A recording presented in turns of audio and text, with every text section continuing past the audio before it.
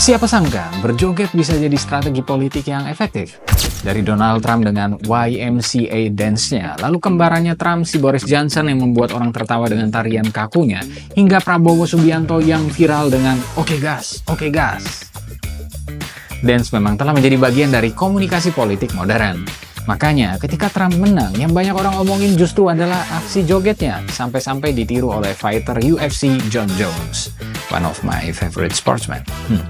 Trump sendiri memang menggunakan YMCA Dance sebagai salah satu momen ikonik kampanyenya. Gerakan sederhana ini tidak hanya menghibur, tapi juga memberikan kesan santai dan energik kepada para pendukungnya.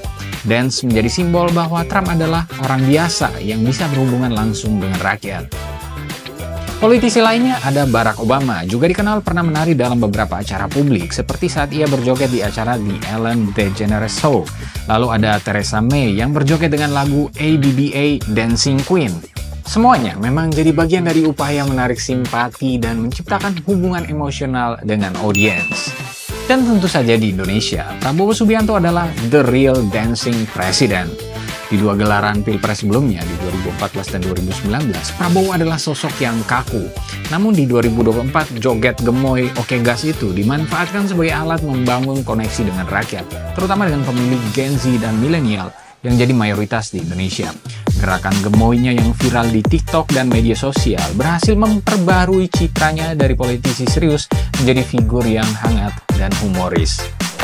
Tentu pertanyaannya adalah, sejak kapan dance dan politik jadi dua hal yang begitu melekat, dan apa efek buruknya buat kita para pemilih? Well, get your coffee and let's get it started.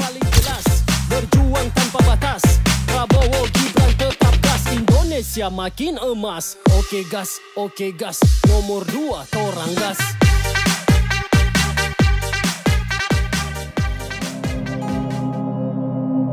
Dance dan politik adalah dua hal yang tidak terpisahkan. Sejak era kuno, para raja dan Firaun di Mesir misalnya kerap menggabungkan dance atau joget dengan ritual-ritual yang secara tidak langsung mempertontonkan kekuasaan politik mereka. Ini juga terjadi di orang-orang Native American, misalnya di suku Maya. Seiring berjalannya waktu, selain dance menjadi identik dengan pesta yang kemudian kerap juga dipakai sebagai alat politik untuk menyambut tamu kenegaraan atau menjalin hubungan dengan negara lain, ia juga dipakai untuk membentuk citra politik.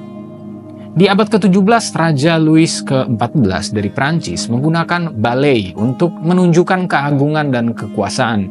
Tarian yang ia tampilkan melambangkan kontrol absolutnya atas negara, sekaligus juga cara untuk membangun public image.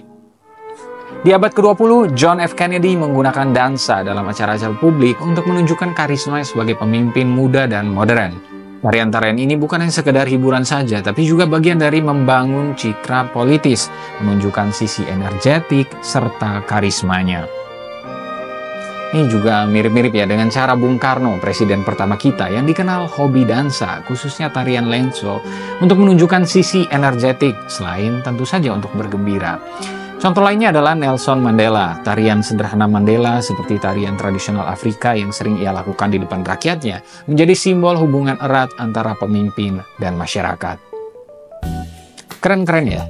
Nah, dance dalam politik semakin relevan di era media sosial seperti sekarang ini. Platform seperti TikTok membuat konten joget politisi lebih mudah viral dan menjangkau generasi muda.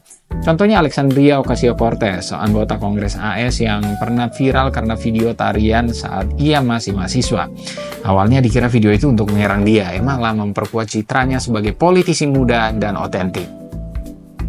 Nah, ngomongin soal medsos, Siva Vaidyanathan dalam bukunya Anti-Sosial Media menyebutkan bahwa algoritma media sosial seperti TikTok mendorong konten yang menghibur dan emosional. Tarian politisi dengan cepat mendapatkan engagement yang tinggi, membuat mereka menarik perhatian audiens yang lebih luas. Namun ada risiko di sini. Dalam The Presentation of Self in Everyday Life, Erving Goffman mengingatkan bahwa performa seperti dance bisa jadi sekedar image management tanpa mencerminkan substansi kepemimpinan sebenarnya. And that can be bad things. Joget memang menarik dan bisa membuat politisi terlihat lebih dekat dengan rakyat. Tapi penting bagi kita untuk tidak terjebak pada gimmick semata. Penilaian terhadap seorang politisi seharusnya tetap berpusat pada visi misi mereka, rekam jejak, dan kemampuan mereka menjalankan program. Seperti yang dikatakan oleh Max Weber, legitimasi seorang pemimpin itu tidak hanya bergantung pada karisma, tapi juga dari hasil nyata yang mereka bawa untuk masyarakat.